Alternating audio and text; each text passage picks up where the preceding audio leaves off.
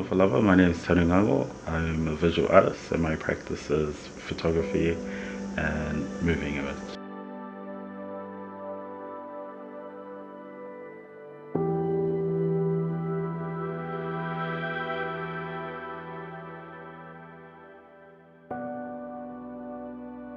I think the fundamental Pacific notions around the nude is that it's challenging, especially as something visual for people to engage with.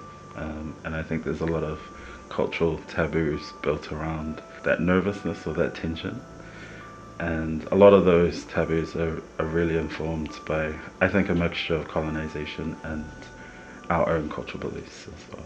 I work in a space that's really diverse. We have a lot of gender and sexually diverse identities in this space. And so body sovereignty is a really important issue because it relates to the body being the last place that people have control. And it's the only thing that a lot of the artists I work with or collaborate with feel they have any control over. And it's really removed from all these external things that sit outside of them. And so I feel like the nude body is extremely powerful in terms of bringing up those conversations around colonization and control and power. And of course these things are predominantly framed in a very European context. So I think it's interesting that we're in a place now where we can start examining those things from our own cultural lenses and our own perspectives. As people, indigenous people of color who have lived entire lives in these bodies and understand what that political nature is. So just to give context, I work as part of a queer arts collective, and for the last 3 years I've been curating in the LGBT creative space. It's quite a new space and uncharted, and so there's been a lot of freedom in terms of generating creative projects around what our community wants to talk about and what's important to them. And it always comes back to the body, because for this marginal community within a minority group, their bodies are always this thing that's negotiating space and time.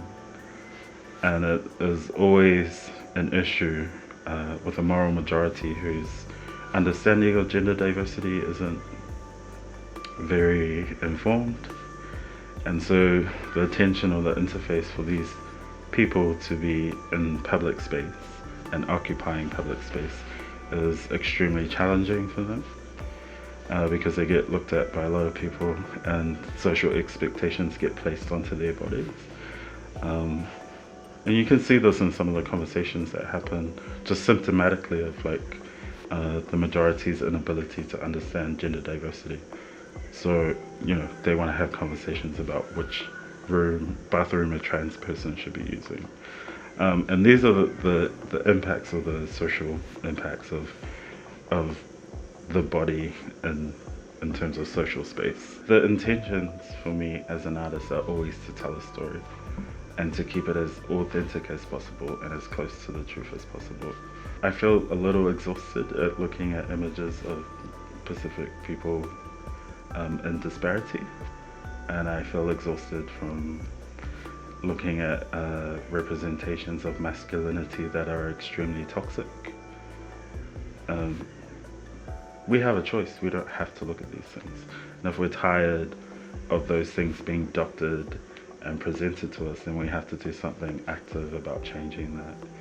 And I think it's important, the more that we can reflect our realities to the outside world, hopefully they get it, and at some point understand what we require from them for us to thrive, to have a place of understanding, to see ourselves validated socially,